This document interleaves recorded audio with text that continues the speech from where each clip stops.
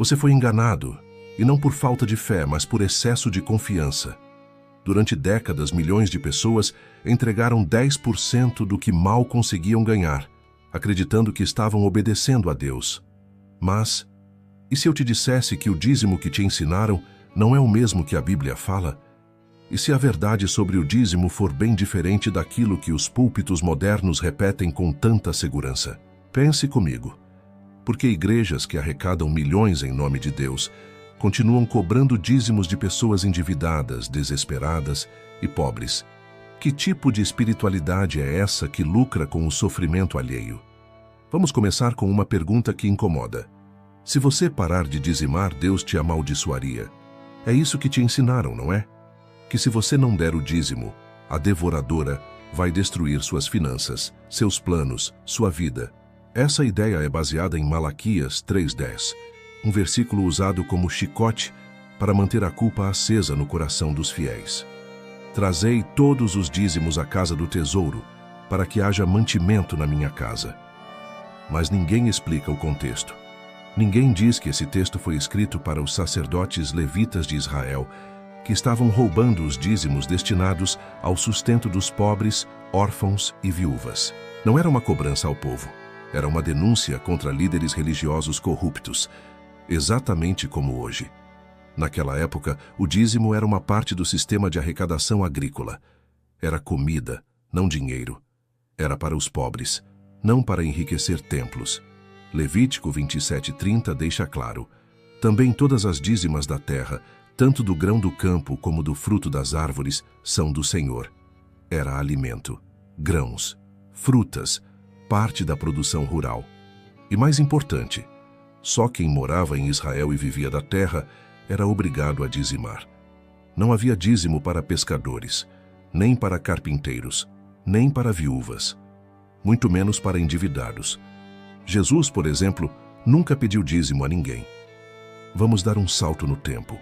Hoje, líderes usam textos do Antigo Testamento para justificar a arrecadação de 10% fixos de todo o mundo, como se a cruz de Cristo não tivesse mudado nada. Ignoram que Hebreus 8:13 diz, dizendo: novo concerto envelheceu o primeiro. Ora, o que foi tornado velho e se envelhece, perto está de acabar. Ou seja, o antigo pacto, que incluía os dízimos, foi encerrado com o novo pacto em Cristo. O sacrifício da cruz encerrou o sistema de sacerdócio levítico e todas as suas leis cerimoniais. Mas o que fazem muitos hoje?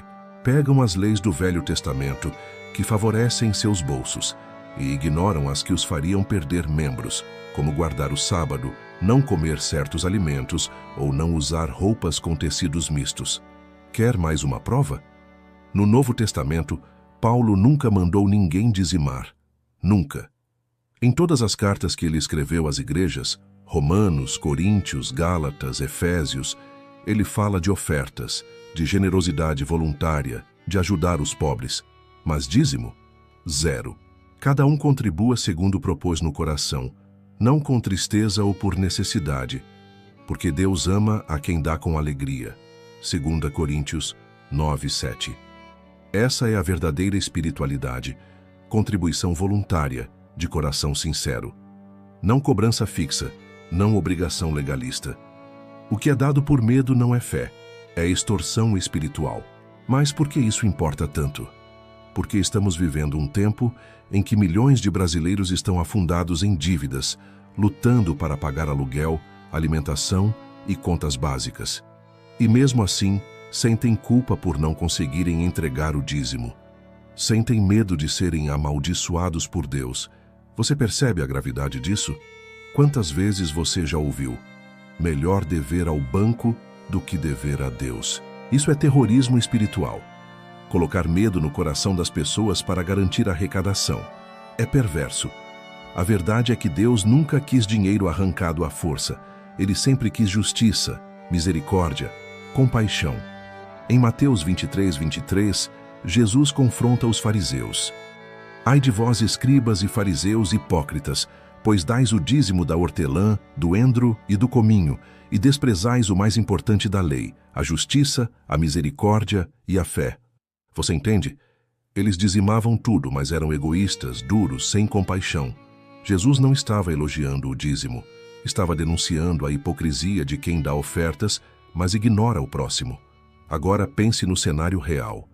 Quantas igrejas hoje estão mais preocupadas em reformar seus templos do que em reformar vidas? Em comprar equipamentos do que em comprar alimentos para quem precisa? Não é errado ter um bom espaço, mas quando a arrecadação é usada para luxo e vaidade, há algo profundamente errado. E enquanto isso, o povo se afunda em dívidas, cheque especial, juros de cartão, crédito pessoal. Uma multidão presa num sistema que lucra com a ignorância financeira. Porque quanto mais ignorante você for, mais dependente você será. E quanto mais medo você tiver, mais manipulável se torna. A libertação não começa com mais promessas, começa com a verdade. E a verdade é que Deus não precisa do seu dinheiro. Ele quer o seu coração. O que você faz com o seu dinheiro é uma extensão de quem você é. Mas dar por medo não te santifica. E dar sem sabedoria pode te levar à ruína.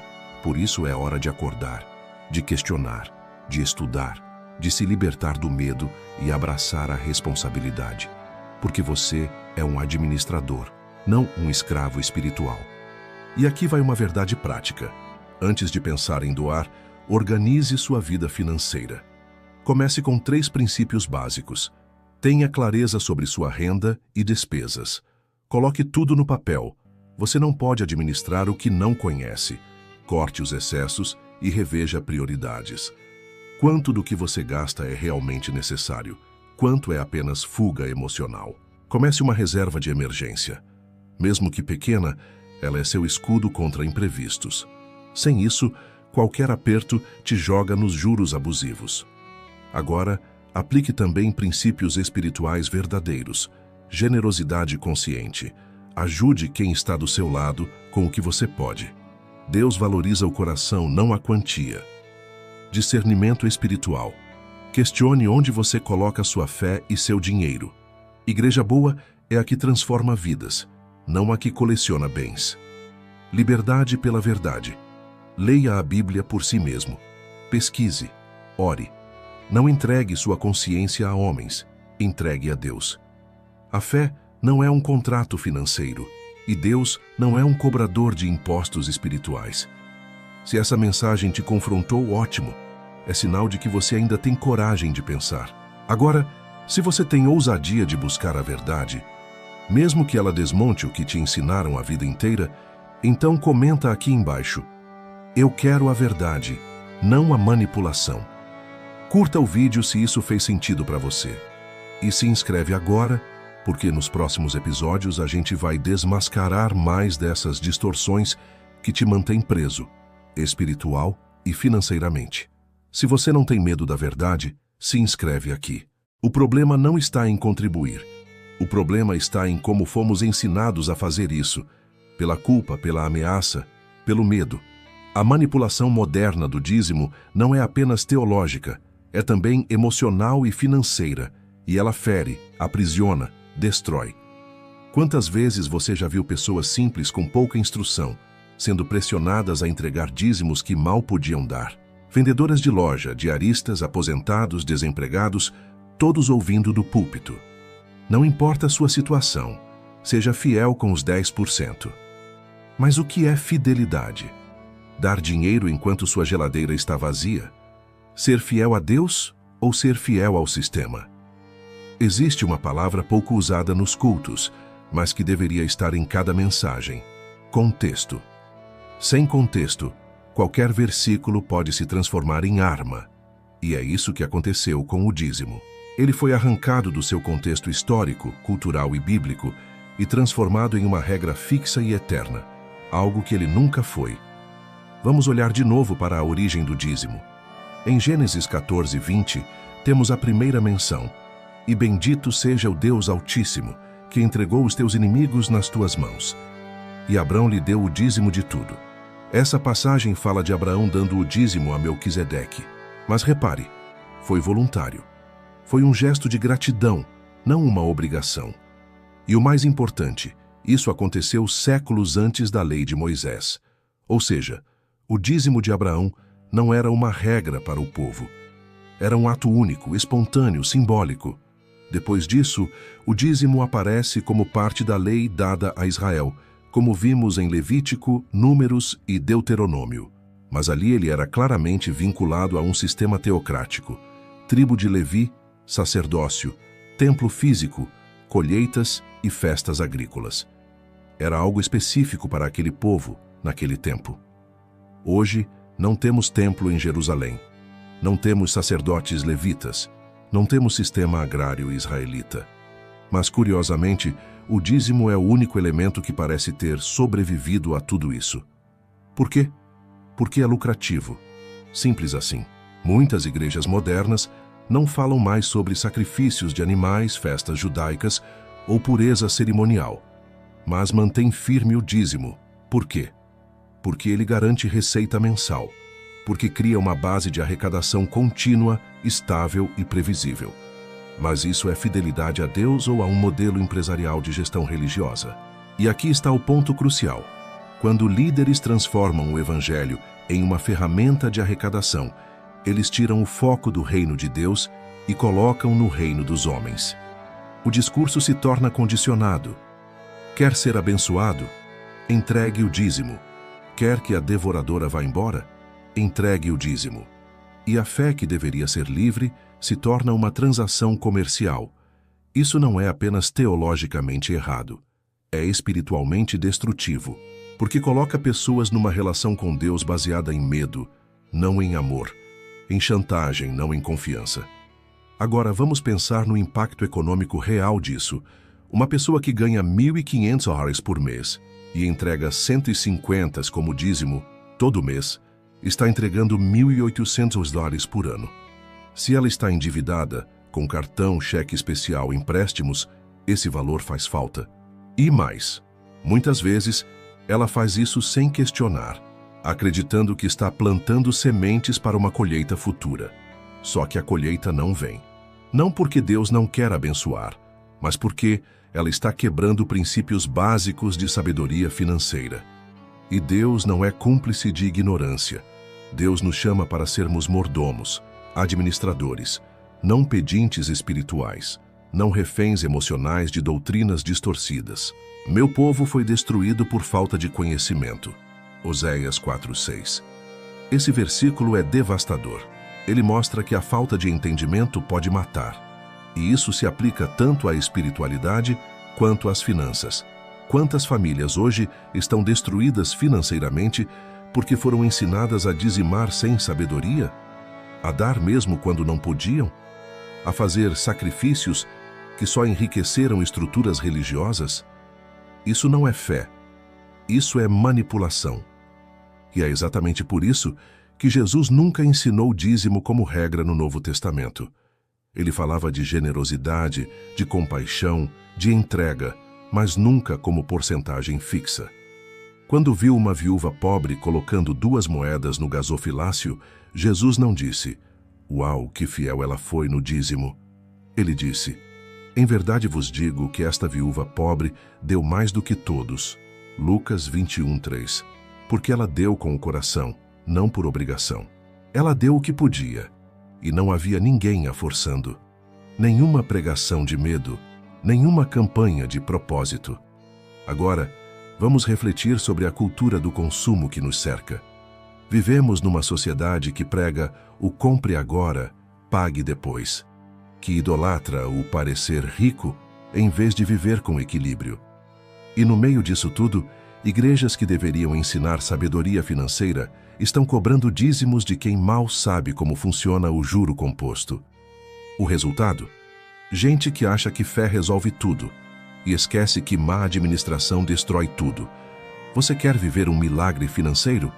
Então pare de repetir fórmulas prontas e comece a praticar princípios reais. Não gaste mais do que ganha. Aprenda a dizer não para o consumo emocional. Estude educação financeira básica. Busque multiplicar sua renda com honestidade. Compartilhe o que você tem, mas sem se violentar. Porque dar o que você não pode não é sacrifício, é autossabotagem. E não há bênção nisso. A verdadeira espiritualidade financeira começa com responsabilidade pessoal. Começa quando você entende que ser servo de Deus inclui cuidar bem do que Ele coloca em suas mãos. Não por medo de ser amaldiçoado, mas por amor, por gratidão, por sabedoria. E isso nos leva à pergunta final desse bloco. Quem está se beneficiando do seu sacrifício? Se a resposta for apenas o sistema, algo está errado. Se for, minha fé aumentou, mas minhas dívidas também. Algo precisa mudar. Você precisa parar de repetir o que te ensinaram e começar a viver o que Deus realmente espera. Liberdade, amor, generosidade inteligente e coragem para dizer não ao que não faz sentido. Sabe o que Deus espera de você? Que você ajude o próximo, que sustente sua casa, que não explore ninguém, que cuide dos seus, que tenha um coração sensível, não um bolso vazio por culpa. Por isso, se você chegou até aqui, você já é parte de algo maior, porque você está buscando a verdade, não o controle. Agora, faça o que poucos fazem.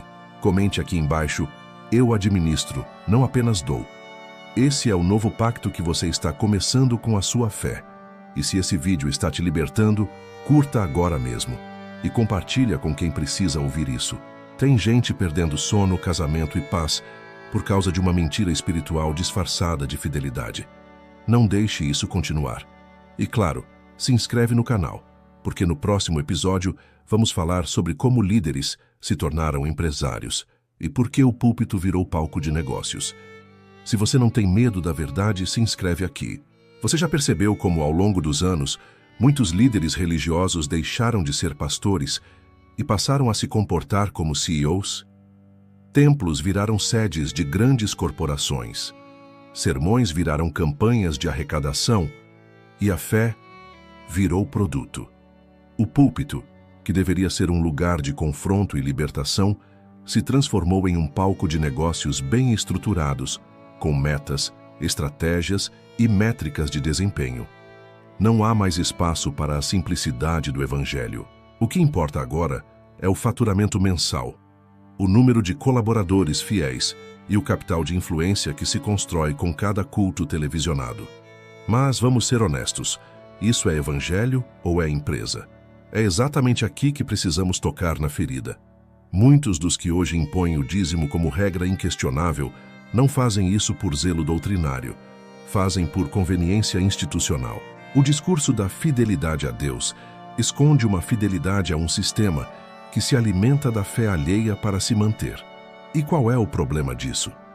O problema é que o reino de Deus nunca foi sobre estruturas físicas, status social ou arrecadação contínua. O reino é feito de pessoas, não de prédios. É sobre transformação interior, não sobre construção exterior. Jesus nunca disse, ide e construí catedrais. Ele disse, ide e fazei discípulos. Mas o que temos visto é o contrário. Enquanto multidões são chamadas para campanhas milionárias de construção, reforma ou expansão, poucos são discipulados de verdade. Poucos são ensinados a pensar, questionar, refletir. O objetivo deixou de ser formar servos, passou a ser formar contribuintes. E essa lógica cruel vai além da teologia. Ela afeta vidas reais, famílias reais, histórias reais. Quantas pessoas estão hoje sofrendo em silêncio porque sentem que, mesmo fazendo tudo certo, indo à igreja, dizimando, ofertando, continuam presas em ciclos de pobreza, ansiedade e culpa? A resposta, muitas vezes, está no fato de que foram ensinadas a dar esperando o retorno financeiro direto. Essa é a teologia da barganha. Plante sua semente e Deus vai te devolver em dobro, em triplo, em 7 vezes mais. Isso tem nome: misticismo disfarçado de fé. Mas o Evangelho nunca foi sobre troca. A fé não é moeda. Deus não é investidor. E a salvação não é uma loteria divina que só premia quem entrega os 10% certos no envelope certo. A espiritualidade verdadeira precisa ser limpa desse tipo de lógica comercial, porque, se não for assim, ela se torna um mercado de promessas e ilusões, onde alguns lucram e muitos sofrem. Agora vamos refletir sobre um ponto fundamental. Jesus nunca disse que a prosperidade seria o centro da fé. Pelo contrário, Ele alertou: Não ajunteis tesouros na terra, onde a traça e a ferrugem os consomem. Mateus 6,19. E mais: Não podeis servir a Deus e às riquezas. Mateus 6,24. Essas palavras são diretas, claras e confrontadoras. Mas quantas vezes você ouviu isso no púlpito? Quantas vezes viu um culto inteiro ser dedicado a refletir sobre contentamento, simplicidade, gratidão? A verdade é que muitos líderes não querem ensinar contentamento, porque isso não gera lucro. Contentamento faz você parar de correr atrás do mais. E parar de correr atrás do mais significa parar de dar por medo de não receber. A estrutura atual se alimenta da escassez emocional. Ela diz que você sempre precisa de algo a mais, e que esse algo só virá se você for fiel ao sistema. Mas quem lucra com isso? Quem está ficando mais rico? Quem está construindo impérios com base na fé alheia? E antes que alguém diga, mas eles precisam manter a obra, pagar a estrutura, investir em mídia, evangelismo, vamos ser sinceros, é possível fazer tudo isso com transparência, equilíbrio e verdade. Mas o que se vê muitas vezes são escândalos, ostentação, enriquecimento pessoal. Líderes com carros de luxo, mansões, viagens internacionais, enquanto os fiéis fazem sacrifícios financeiros para pagar contas básicas da igreja. Jesus andava a pé. Era sustentado por doações voluntárias. Dormia onde o deixavam dormir. Nunca pediu dinheiro em troca de bênção. Nunca cobrou para curar, pregar ou libertar. Ele ensinava gratuitamente. Amava sem exigir nada em troca. E quando expulsou os cambistas do templo, ele estava dizendo ao mundo: A casa de Deus não é lugar de comércio. Fazei desta casa uma casa de oração, mas vós a tendes feito covil de ladrões. Mateus 21:13. Essa frase ainda ecoa, e ela deve ecoar dentro de cada um de nós, principalmente quando sentimos que algo está errado, mas temos medo de questionar. Medo de parecer rebelde, sem fé, infiéis. Mas entenda, questionar não é se rebelar contra Deus, é se rebelar contra os homens que distorcem o que Deus disse. É ter coragem de pensar, estudar, refletir, buscar. E isso nos leva ao ponto mais importante dessa conversa. O que fazer agora? Se você entendeu que o dízimo, como te ensinaram, não é uma obrigação bíblica para os dias de hoje, o que fazer? A resposta é simples e profunda ao mesmo tempo. Viver a generosidade consciente. Não pare de doar, mas mude o foco. Doe com propósito. Doe com liberdade. Doe com sabedoria. Tem um amigo em crise financeira? Ajude. Viu uma mãe solteira precisando de apoio? Seja esse apoio. Conhece uma instituição séria, transparente, que transforma vidas? Apoie. Doe para onde sua contribuição fizer diferença de verdade. Onde vidas são restauradas, onde o reino de Deus é visível, não apenas falado. E mais, aprenda a usar seus recursos com inteligência. Aqui vão 4 princípios financeiros que todo cristão deveria aplicar, e que são muito mais poderosos do que entregar 10% por medo. Planejamento.